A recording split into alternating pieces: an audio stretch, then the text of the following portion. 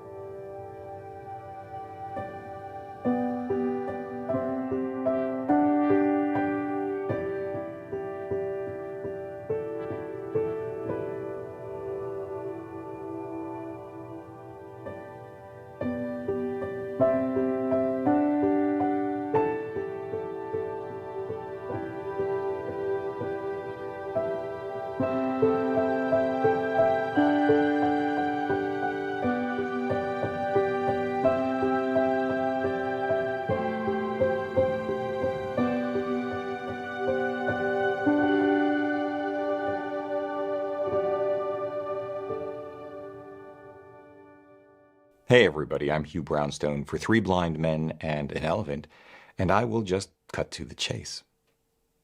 A lot of people are going to really like Sigma's new 51.4 DGDN lens in Leica and Sony mount. I do. In the real world, it was, for me, a hand-in-glove kind of fit on my Leica SL2 with outstanding sharpness, pleasing bokeh, whisper-quiet and speedy autofocus courtesy of that new linear motor, but it has to be said, a bit more focus breathing than I'd like when I tested it for that later on.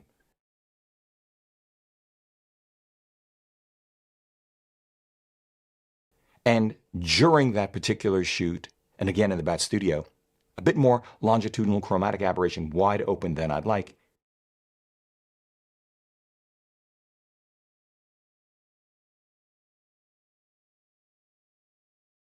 Even a stop or two closed down.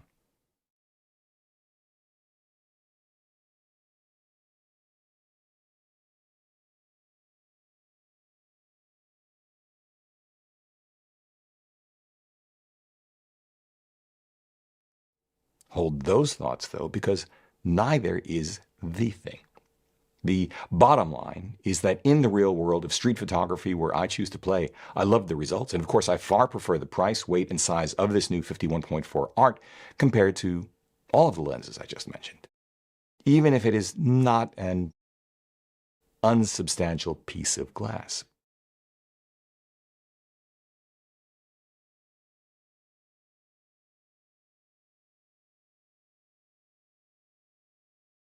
But here is the thing. There's a lot of competition out there. A lot. Let's remember that the 51.4 DGDN Art is available in L and E mount, but since I shot the L mount version, let's start there. A. In the L-mount world, Panasonic's Lumix 50mm f1.8s, for example, is a surprisingly performant, sweet little lens on sale right now for just $350, weighing in at a paltry 300 grams, while maintaining the same barrel dimensions and 67mm filter thread of its 1.8s prime siblings, making the entire 1.8s lineup ideal for video, and gimbal work in particular. The 1.8S is in fact our daily driver these days on an S5 II with excellent image quality for 4K video. Excellent video autofocus too. It's actually smoother than the Sigma Art with virtually no focus breathing. I prefer it for video to the 51.4 Art.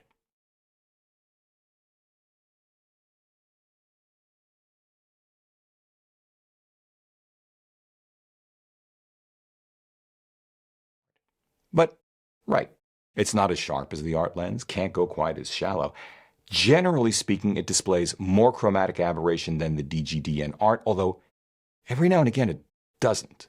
Although by 5.6 there's virtually no CA in either one. But for those of us not using high-resolution sensor cameras like the SL2, you do have to ask yourself, how often do I truly need the finer resolution of the Art lens?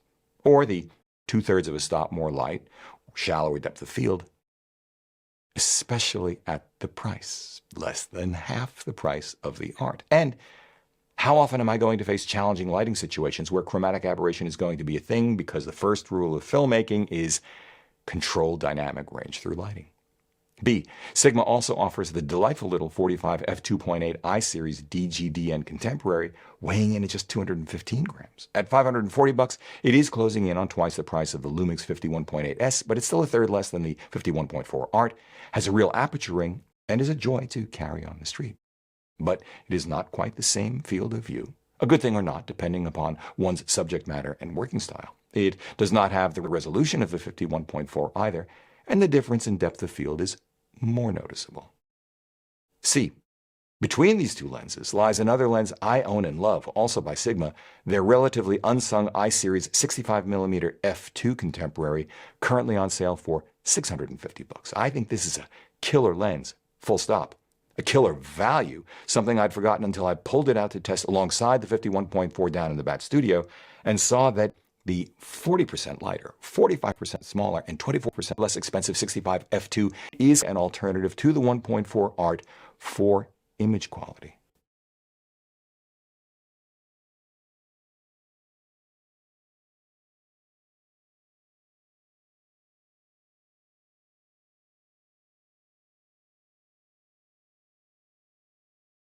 But what's really interesting is this.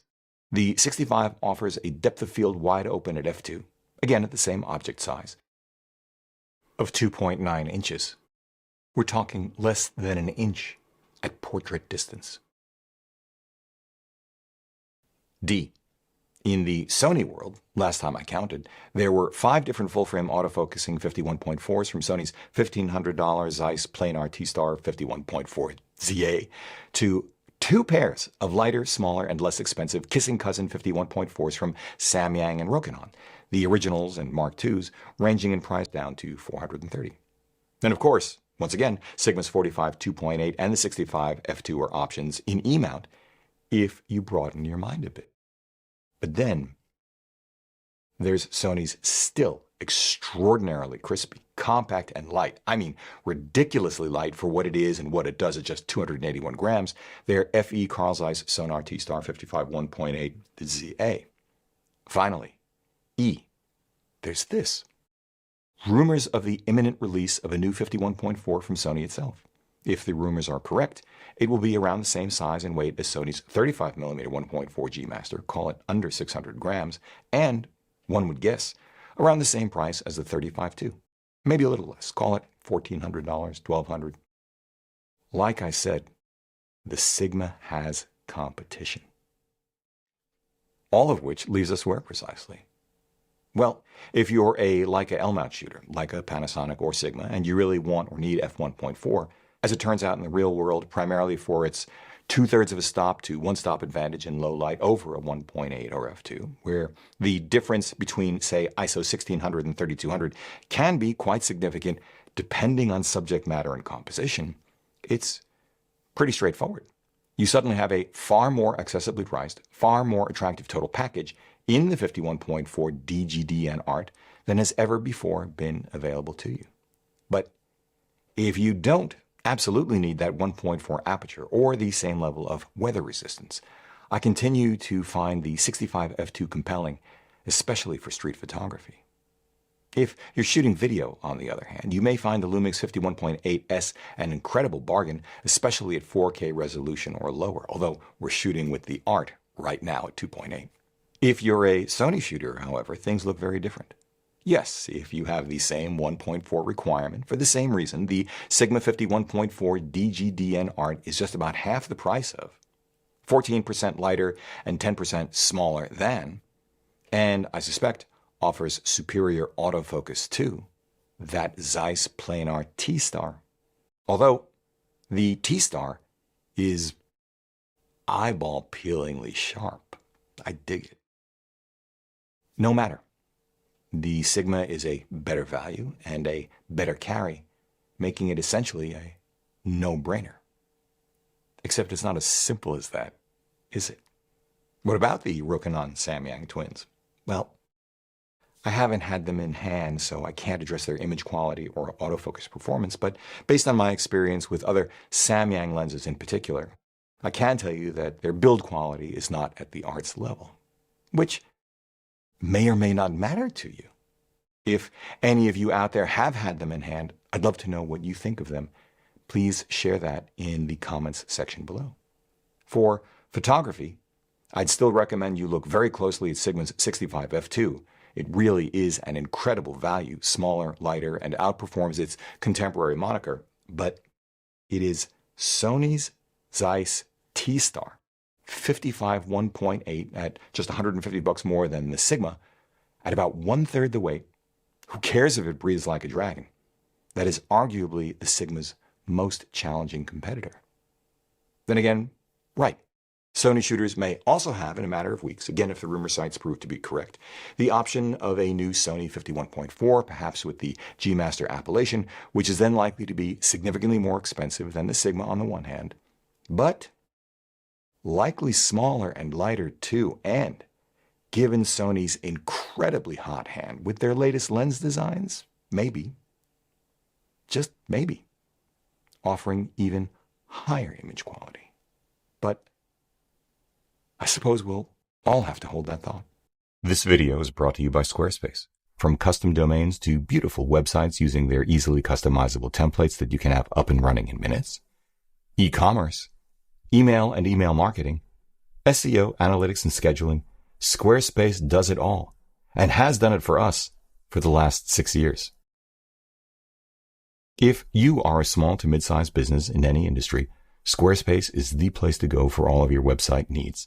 Hop over to www.squarespace.com/Hugh for a free trial. And if you like what you see and want to move forward, receive 10% off your first order by using the discount code Hugh at checkout. Thanks, Squarespace.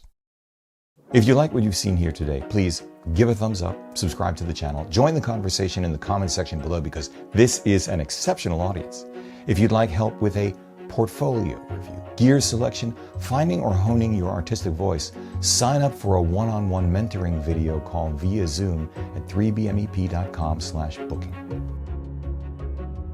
Finally, please consider supporting our work by using the no-cost to you affiliate links down below, sending us coffee money via PayPal, or most especially, joining us on Patreon links down below as well. However you choose to support us, as always, we thank you for it.